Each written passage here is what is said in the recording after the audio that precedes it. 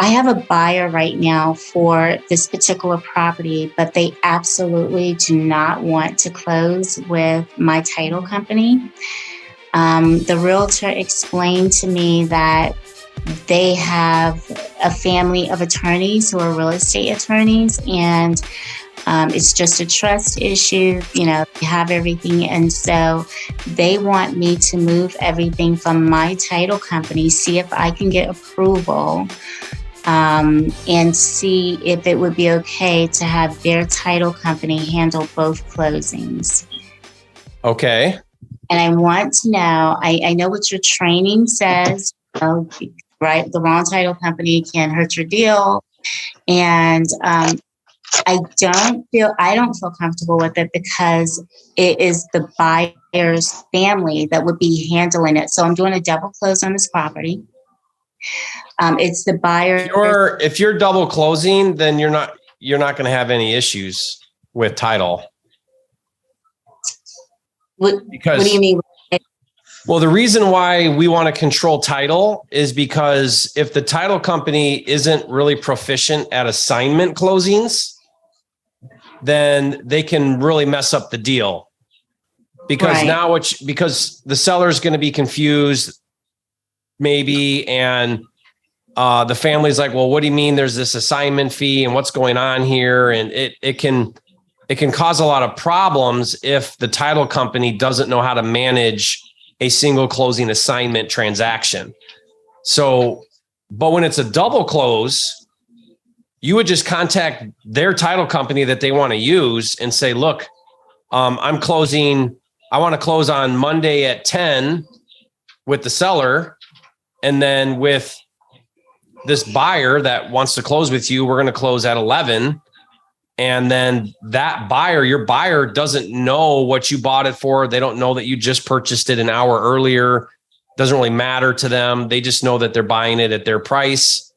Now you're going to be paying, as you know, you're going to be paying fees for 2 closings and other things, but it's a lot cleaner and it's less important about the title company when you do a double close.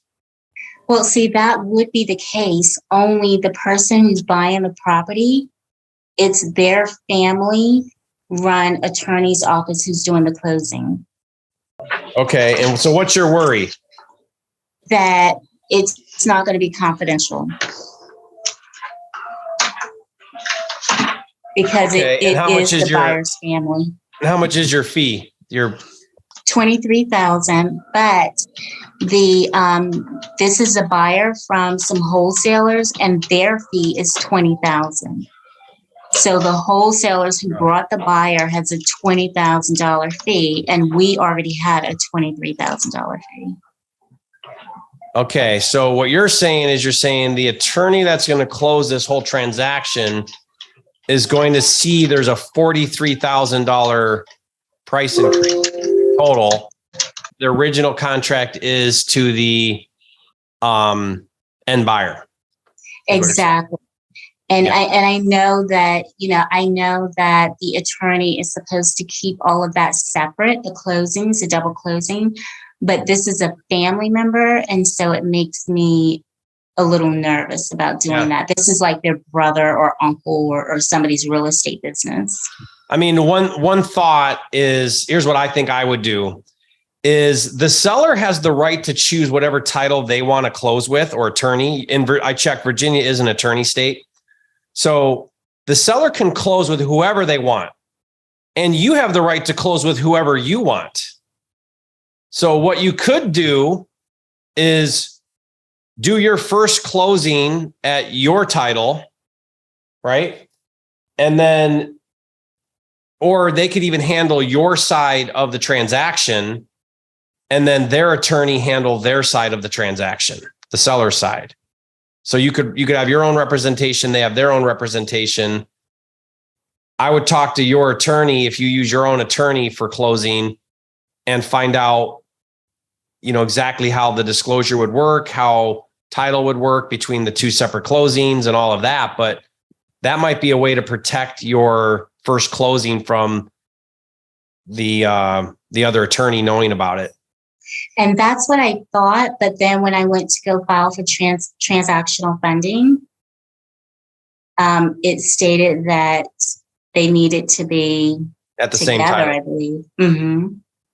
Maybe for simplicity, or a lot less moving parts. Okay, so they have that stipulation.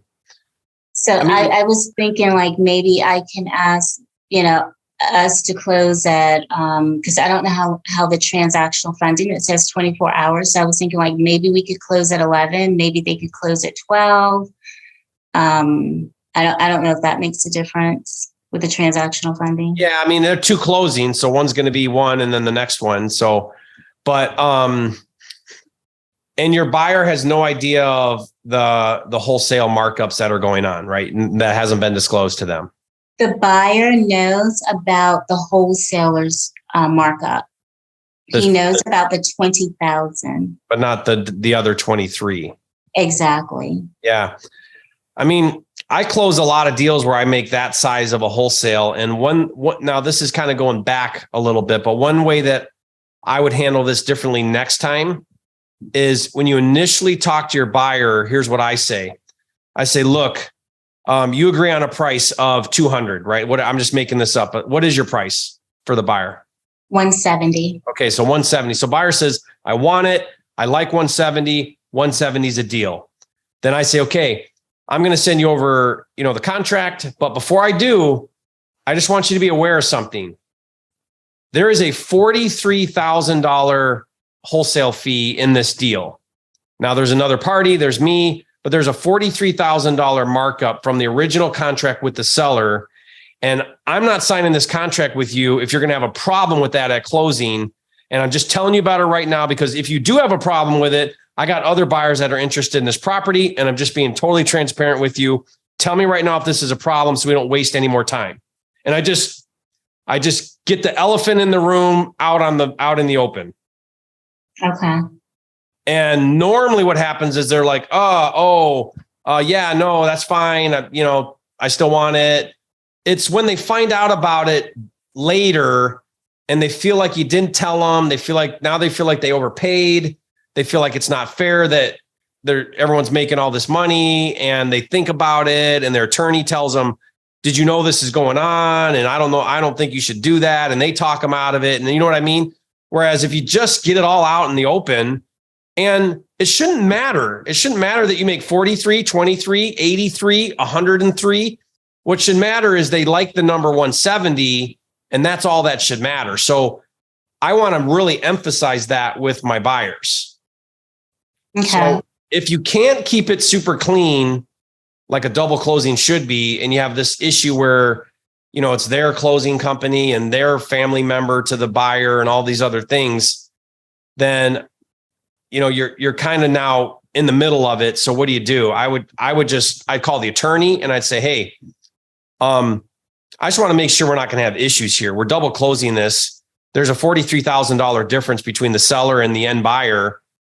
I don't want to waste a bunch of time. Is this a problem? Is your family member buyer going to have a problem with this? I'd call up the buyer and say, hey, I'm totally fine to go with your title company. I get that you want to close with them, but guess what? I just want you to know something. There's a $43,000 total assignment fee, 20 over there, 23 here. And I'm totally fine to go with your title company, but I want to know right now, this isn't an issue that we're going to be dealing with later. So here it is. It's out in the open now. And where are you at?